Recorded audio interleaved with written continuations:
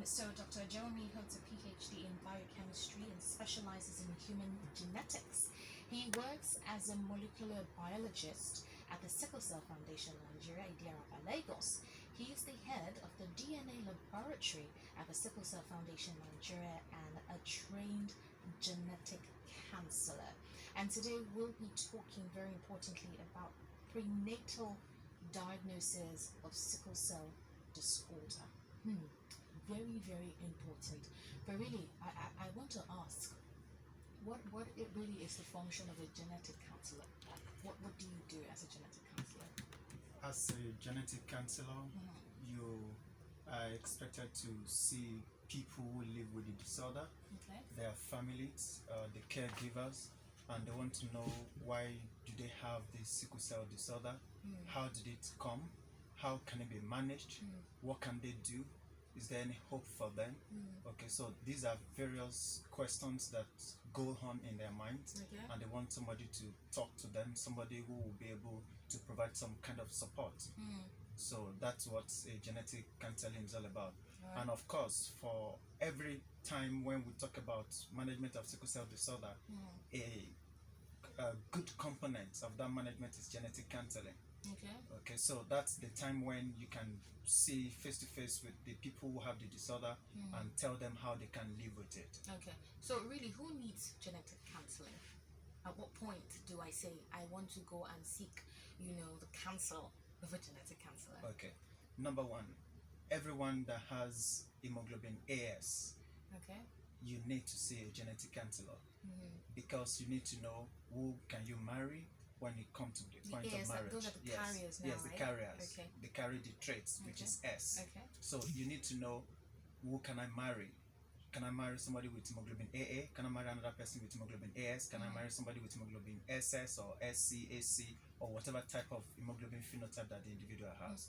So at that point, when you get to know that you carry hemoglobin AS, you need to see a genetic counselor by the time you are thinking of who to marry. Okay. Again, somebody who has a child with sickle cell anemia, or maybe they don't even know whether their children have sickle cell anemia or not, but they know that both of them, yes, both of them have the traits. Okay. The husband is AS, the wife is AS. Okay. They also need to go and check with the counselor to say, well, we already have children, we don't know their genotype, so we'd like to know what they carry.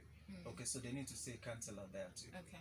So when we talk about what today's topic really is all about, prenatal diagnosis in sickle cell disorder, what is that really all about? In prenatal diagnosis, generally, we are trying to say that it's possible to test what's a disorder, what's a disease condition that a child could have. That's your baby.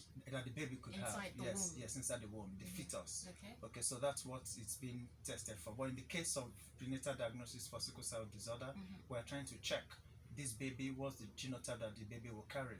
Is it AA, is it AS, is it SS? What's the genotype? So that's what we do about prenatal diagnosis. So at for what sickle cell. point does a pregnant lady come to you to seek counsel? Usually we ask them to get in touch with us at about 7 to 8 weeks of pregnancy. Okay. By that time, they will have gone for an ultrasound scan to be sure that the baby is viable, to be sure that the baby is around that 7 to 8 weeks, and they want to know, is it a single baby or is it multiple pregnancies? Okay, so at that point, the ultrasound scan will be able to indicate, and then we can start with the booking, because the procedure is done from 11 to 13 weeks of pregnancy. The procedure? Yes. Fantastic. I was going to ask you to take us through the process, what it actually involves, because it's not like the usual prenatal visits when you go to see the doctor and then the doctor checks your tummy and then sometimes they tell you for scan, you urinate, they check for is it protein and all of that. So, but I want to believe that when it comes to genetic counseling, in your field, in your expertise, there's a whole lot more. So can you just take us through, those processes in case there's just somebody listening out there who actually has the trait or has the disorder itself, and they want to know what's going to happen to me, how long do I need to go through this process, so what does it entail? Okay, like I mentioned earlier, anyone who knows that he or she is carrying hemoglobin AS, the person needs to visit with the counselor. Okay. And eventually, if they find out that getting married to somebody who has the same hemoglobin phenotype as they do, hemoglobin AS, or maybe they have even found themselves in marriage and they're planning to have children. So they need to seek counsel at that point in time, even when you have not had the pregnancy. When you're planning to get pregnant, you can visit the counselor and say, this is what we plan to do. And then we would like to know what are the options we have, what are the details, what are the things, the avenue by which we can get pregnant, and then be sure that we can have a child that is free of sickle cell, or even if the child had sickle cell anemia, we'll be given assurance on how to take care of the baby when the baby is born. Okay, so even before the pregnancy comes in, they can see the counselor. And we have some people who had already got pregnant before they got to know that, oh, they can do this procedure here in Nigeria, because quite a number of times we meet people that say, oh, I know they do this procedure, but I'm not sure whether they do it in Nigeria. Okay, so when they get to know, sometimes it's about 10 weeks, about 11 weeks, and right away we schedule them for the procedure. Okay, so, but for those who get to know before pregnancy, they have enough time to prepare for it. So they will, we'll have told them, just go ahead if you want to get pregnant. By the time you have 5-6 weeks, let us know. Confirm by ultrasound scan by 7-8 weeks, and then get back to us. Then we can make a booking for you to come for the procedure. Okay, so here's the thing. We want to see through your eye. Give us one of the instances, one of your experiences with one of your patients, either as a carrier, either as one who actually came before, they got pregnant, or one who was actually just already pregnant. What was involved? Because when you say procedure, to that person listening out there, they're wondering, what do we do? Is it just sit down and talk? Are you just going to take my blood? Is it surgery? Are you going to cut me? Okay. Yes, tell us one of the instances. Okay. I get a lot of those questions every time. Are you going to cut me? What are you going to do? One of the instances is there was a couple. Okay. They already had 2 children, and they were diagnosed to have hemoglobin SS, so they have sickle cell anemia. Who had the SS now? The couples or the No, kids? they have 2 kids. So the kids have SS? The 2 kids have SS. Wow. And then they didn't know because they had been wrongly misdiagnosed.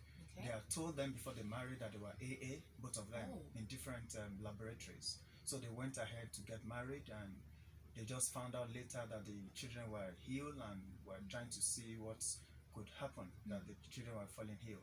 And then they found out later that they had sickle cell anemia, and then they still want to try to get more babies. Okay, so when they came to the center, we told them, oh yes, you can go ahead if you want to get pregnant and want to carry out prenatal diagnosis. You will do it at about 11 to 13 weeks, but let know as soon as you are pregnant, and then about 7 to 8 weeks we'll do the booking for you when you have confirmed by scan that you are pregnant. Okay, so when that happened, when they got pregnant, they got in touch with us, and then we made a booking for them. Now, at the point of booking, even though they have told us that they already have 2 children who are living with sickle cell disorder, we still want to check what is their hemoglobin phenotype. Are they truly AS? So that's the first thing we need to do. At the point of counseling, we want to be sure that this couple that we are taking in for this procedure, they actually need it. They qualify for the procedure. So we have to do laboratory tests to confirm their hemoglobin phenotype. So we will do that, and then as part of that too, we'll also carry out what we call blood group typing. We want to know, especially for the woman, we want to know what rhesus factor she's carrying. You are familiar with O positive, O negative, A, B positive. So the negative or positive on it there is what we call rhesus factor. So for those who have rhesus factor negative, we'll usually want to know those women, because after the sampling we may want to give them a particular injection. Okay, but for those who are positive, they are fine. Is the injection supposed to make them positive? No. Okay. It's just to help the woman with the subsequent pregnancy she would have, so that she doesn't have miscarriage. And of course, when she put to bed too, that kind of injection will also be given to those who carry that negative rhesus factor. So you're saying that the women with the negative rhesus factor stand a higher risk of miscarriage? No. That's for subsequent pregnancies, not with the pregnancy they are carrying. This happens for everyone that has rhesus factor negative. It doesn't have to do whether they are AS or AA or SS. So what I'm saying is, we have about 4 tests we do before we ask them to come for the procedure. We check for their blood group, we check for their hemoglobin phenotype, we check whether the person is HIV positive or not. Okay. And then we also check for the results. I mean, we check for hepatitis Okay. B. Okay, so then when we are sure that all these things are fine, then we can go ahead. Okay. We have found on some occasions where the people, either the husband or the wife, is not having the idea of the correct hemoglobin phenotype he or she is having, and then they call themselves AS, and eventually we have found out that the person is AA. So at that point in time, we tell them, oh, your husband is AS, but you're actually AA, you're not AS, so you're not qualified for this procedure. Okay, and then the fund... More like you don't need the procedure. no, you don't need it. So they have to go at that point in time. Of course, they're very happy. Of course they're happy. Because they were given wrong genotype earlier on. Okay, but for those who, of course, in most cases, when they know that when we have done it and they're AS, or it is AS and AC, okay, because in that case the risk will not be SS. The risk that the child could have is the risk of SC. Okay, so hold on please. So for the period of times that we've had, this edition, I keep hearing this SC. For some reason, I've just not really had that chance to ask, what's the C factor inside, beside the S? Yes. We're familiar with the AA, we're familiar with the AS.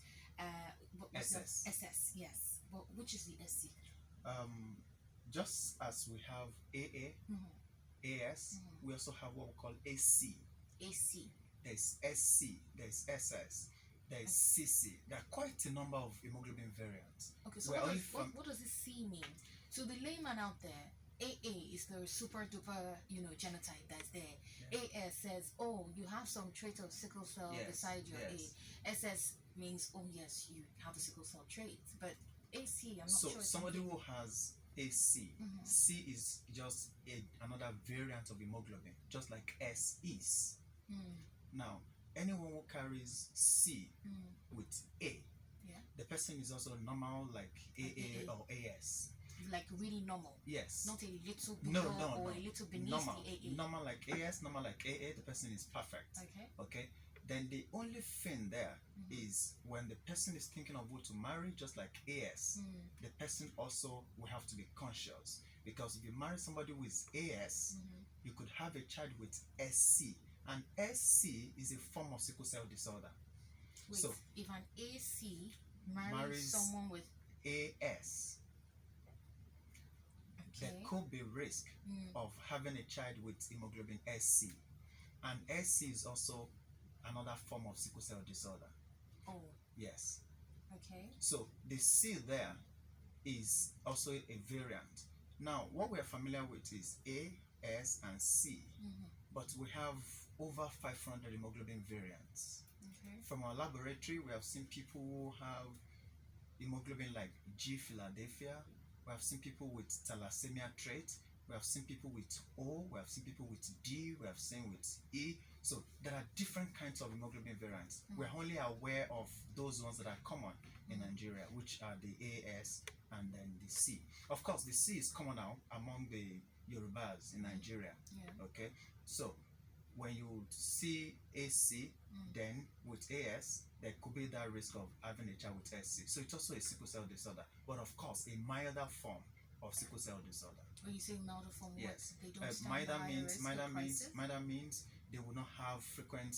They are not supposed to have crisis as much as somebody who is SS. Of course, in a a few number of them, they could have some complications that could resemble that of sickle cell anemia too, but it's milder. The frequency is milder, and then a lot of complications that somebody with sickle cell anemia would have, they may not have it. Thank you so much. Like you have no idea the amount of light that you've thrown in that regard. Okay, so let's go on. Okay, so when we run the preliminary test to qualify them for the procedure and everything is satisfactory, then we'll go ahead to the theater to do the sampling. Now, at the theater, the sample we are collecting is called chorionic villi sample, CVS. This is different from amniocentesis, and that's what most people know about. Amniocentesis cannot be done at 11 to 13 weeks. What's amniocentesis? Amniocentesis, you are collecting amniotic fluid. That is the fluid that surrounds a fetus in the womb. So at that point, when you are taking the amniotic fluid to determine the genotype of the baby, That's amniocentesis. Okay. That cannot be done until about 15 to 20 weeks of pregnancy. That's about 4 months. Yes. So, but this one, you can do it at the early stage, I mean 3 months, between 11 to 13 weeks. So, the sample we are collecting is coronavirus sample, CVS. So, in a layman's language, what it means is the placenta that is growing, you are taking a few sample, you are taking a few tissue from the placenta that is growing. So that's what CVS is all about. So to take this sample, what we first do is we'll have to be sure of the position of the placenta, the position of the baby, and you are doing it under ultrasound guidance. Okay. So from the ultrasound, you are seeing everything. You are seeing the baby, you are seeing the fetus, you are seeing the placenta bed, and then there's a needle that will go in there to pick from the placenta tissue that is growing, the CVS now. Into your womb? Yes, in the womb. And then take the sample. Okay. Now, before this sample is collected, there is a local anesthesia that will be applied on the tummy, via which the sample will be taken. Now, this procedure which I'm describing, we collect at our center transabdominal sampling. Okay. We don't do transcervical.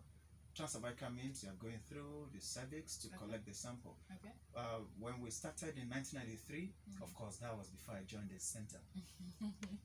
we were trying to do transcervical and then transabdominal. Okay. And then we found out from the statistics, and of course that was published too, that those who had the procedure done through transcervical had more risk of miscarriage compared to those who had it transabdominally.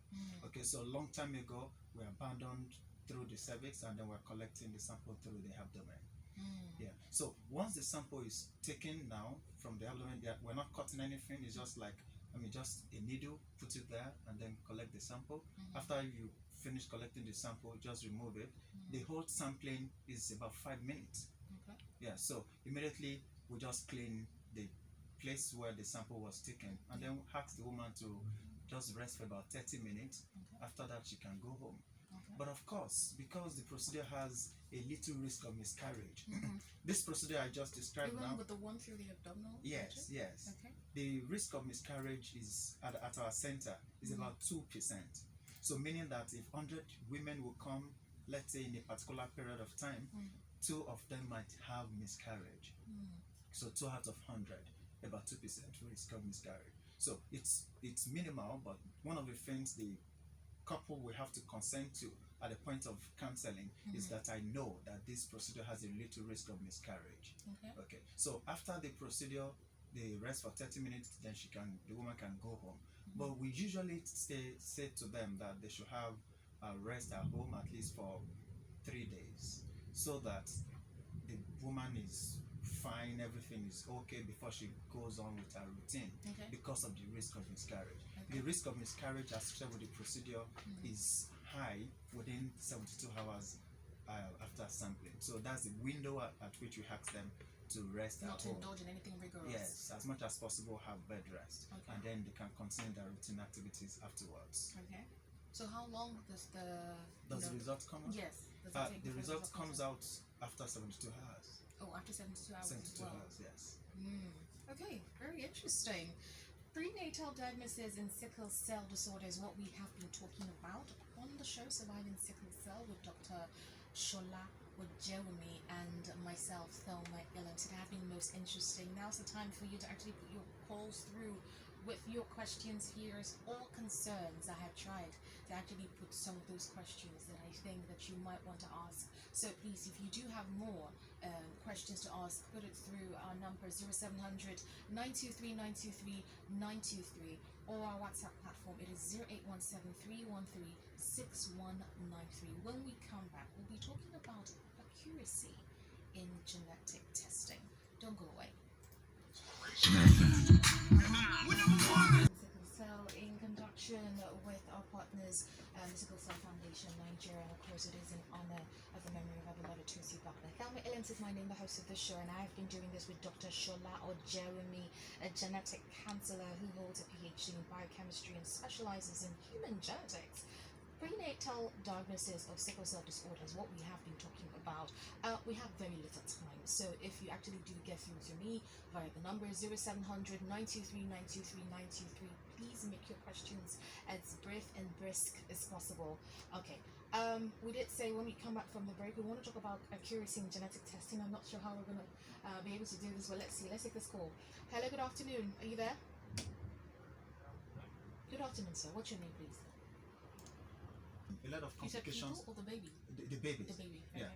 The complications will not set in until after 6 months of life. Yeah. But a lot of things will have gone wrong before that 6 months.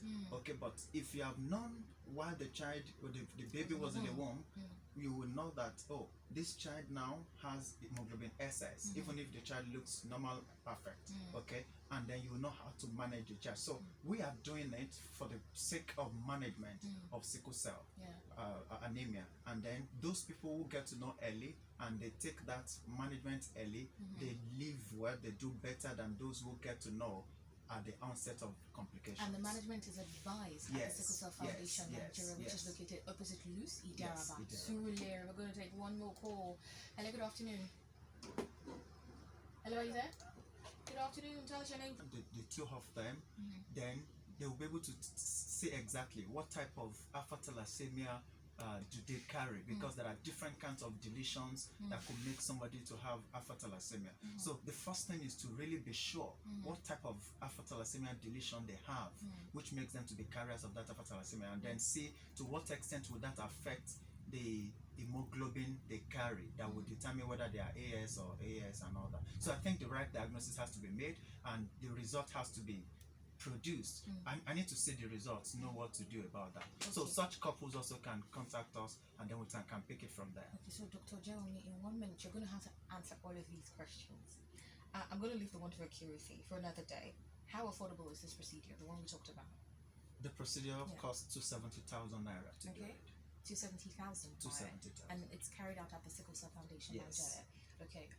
And how often? We do the procedure every week. So when people they call us, we have to look at the diary and see which day is appropriate for them to do it. Well, it's what we do every week. Which day is appropriate? Not that you have a dedicated day in the week. We have dedicated days. Day in the week. So now we used to do it Monday and Tuesdays. Now we are shifting it to Tuesday and Wednesdays because of some other logistics. Okay. All right then. I'm so sorry. We really have to go. We're going to be here next week Saturday. I'm not sure if it's going to be Dr. Ojewunmi or not. I don't determine that. But I want to say a big thank you really to the management of the Sickle Cell Foundation Nigeria. Dr. Anna Akinshete is not around at the moment, but she's made sure that yes, we are not left out in the cold, and she'll be back here sometime in October. In the meantime, join us again for another interesting episode, same time 1 p.m. next Saturday for Surviving Sickle Cell, which is in partnership with the Sickle Cell Foundation Nigeria, and on our part is in honor of the memory of our beloved Tosi Buckner. I would say, and leave you with this one. It is Ed Sheeran and Khalid. Beautiful people. Have yourself, however cold.